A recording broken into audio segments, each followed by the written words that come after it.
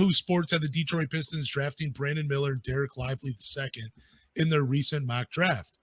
Dude, it's hard for me to I don't know. I got to hear more about Brandon Miller's story, but like if we're just talking about the basketball player going number 2 to Detroit, it makes the most sense. It's a great fit basketball wise, but character wise, there still seems some questions out there.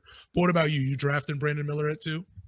Yeah, so in this article by Yahoo Sports, they embedded his lawyers kind of like press release. So Brandon Miller, as of right now, he could get drafted if the NBA draft was tomorrow.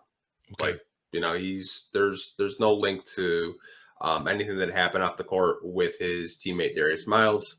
Brandon Miller, as of right now, is a free man, and what he did wasn't illegal, and they settled it in court. So if the Pistons landed, in the top 3, he would be at the top of my board because to me, he's the best small forward in this draft class.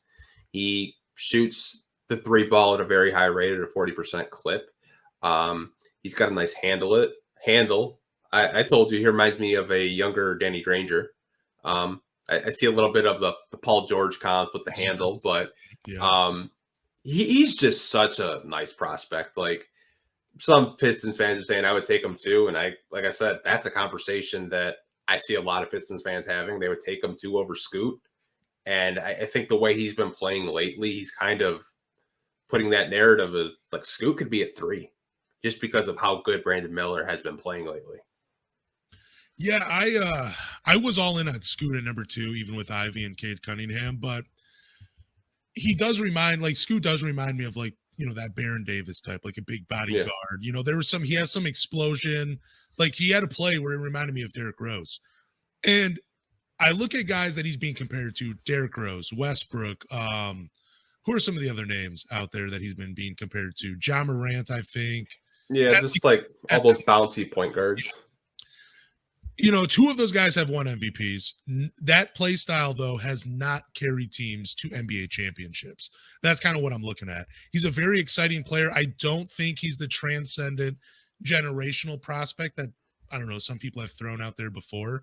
I think with time, a lot of us have started to move away from that.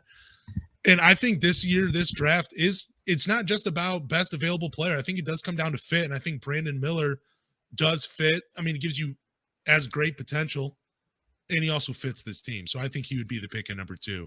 I think it would be I think Pistons fans would actually be more upset with Scoot Henderson at number 2 instead of Brandon Miller at this point. Yeah, you see a lot of questions because we'll get into this now then. Yeah. You see questions with, I think Scoot Henderson, he could go at 2. Brandon Miller could go at 2. I think Pistons fans' question is, okay, you get Scoot at 2. What the hell are we doing with these guards? Yeah, exactly. Like, what are we going to do? Is there a world where they can all play? Yeah, but you're probably not winning a lot of games. Is there a world where they trade Jaden Ivey or Killian Hayes? Yes. I just don't think it's close. I think Jaden Ivey has more of a chance of being a superstar than Scoot does. And I think Scoot is very bouncy. He's athletic, but I question the shooting. Like he's not a good perimeter shooter, but that could change. He could be like Jaden Ivey and shoot 40% from 3. But man, like I'm not ready to like call him generational. Because I think generational just kind of gets thrown out the window. It does so much by fans and draft analysts, but I wouldn't be mad at Scoot with 2. I would just question like, what are you going to do with these guards? Because now you have 4. Like, what are you going to do? You going to trade them? Are you going to try to package it? Are you going to try to package Scoot and try to move down to 3? Like, I don't know, man. It's a really tough conversation to have, and we're like 3 months away from the draft even happening. But man. No, I said on one of our podcasts that I would take Scoot Henderson at number 2 no matter what. But then again, it's just like, but Jaden Ivey, he's established himself, man. I'm with you. I think Jaden Ivey could be a multiple-time All-Star. I don't know if I could throw him yet in the superstar. I don't think he has like the personality that makes you a superstar. Like I define superstars if my mom knows who you are, because my mom does not watch basketball, you're a superstar. Like, my mom would talk about Steph Curry, and I'm like, how the hell do you know about Steph Curry? Just because his name's everywhere.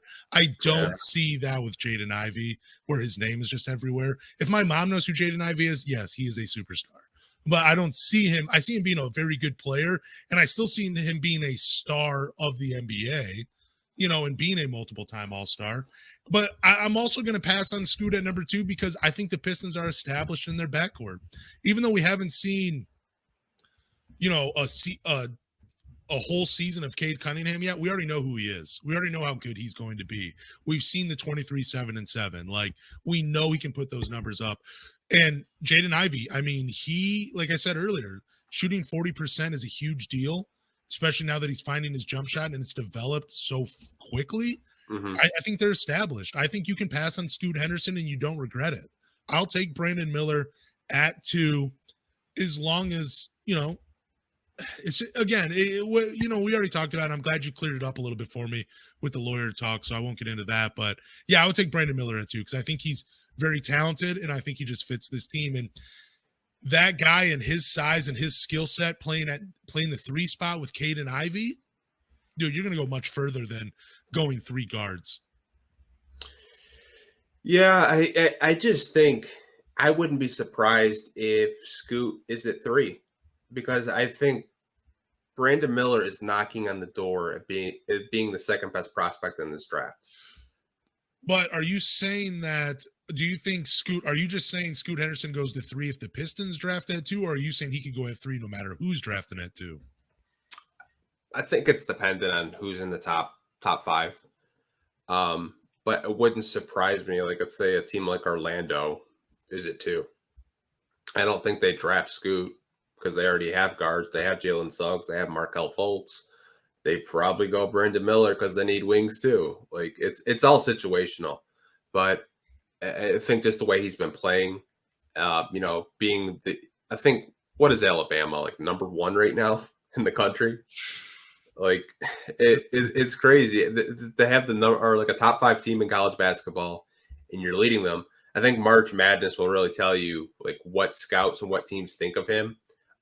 Just because the kid's a special talent, and it's not taking anything away from Scoot Henderson playing in the G League. I think he's going to be a really good player. I told you about him. I think he's really explosive. He's a good ball handler. He kind of understands the game. It's slowed down for him at a very young age, but I don't know, man. It's tough. I think they're like 1A and 1B. And you kind of just pick your poison because they both have their strengths and they both have their weaknesses. And I just think if you're the Pistons, I think drafting 3 guards and 4 drafts, it's kind of like, what are we doing? Like, what's the Lions move? Yeah, and it's not to say Scoot's a bad player because he's a really great player, but it's just like I hear people saying you can never have enough ball handlers. I think you can. Yeah. I mean, dude, you're getting a ball handler with Brandon Miller. I mean, he's a good player. I don't know. I think Scoot Henderson's career kind of turns out to kind of be like Baron Davis's a little bit, where you saw the flashes of greatness, but there was a little bit too much meat left on the bones at the end of it all. But I would still think the Magic would take Scoot Henderson at number 2. Him and Suggs. I mean, they could. It's just, I think Brandon Miller has kind of entered that conversation where people are talking about it now. They're like, yeah, he might be the second best prospect behind Victor Wembanyama. And like in the beginning of the year, everyone's like, oh no, dude, it's Scoot. Like Brandon Miller's like maybe the 7th pick. But, as the college basketball season has gone on, you see him dropping these, 30-piece games, 40-piece games. Dropped the 40-piece game when all that investigation was going on. Talk about pressure. Like, I think, there's going to be a real conversation with him at 2. And I won't be surprised if he does get drafted at 2. I mean, I remember last year we were shocked when Jabari Smith was at 3.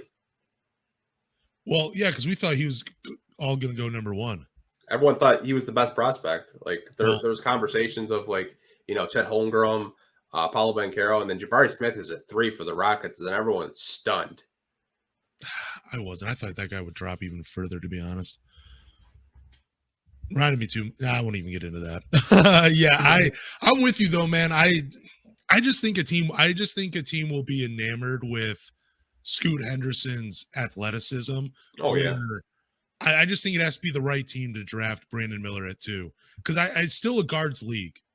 Like you still need that lead playmaker up front. You need someone like that. And I don't know. I just don't see a lot of teams passing on Scoop. And I think if the Pistons are drafting at 2, I think they draft Brandon Miller. It just makes the most sense. And he's still a very talented player. Like, again, you're not going to regret not passing on Scoot Henderson if you're the Pistons, because you already have 2 established guards.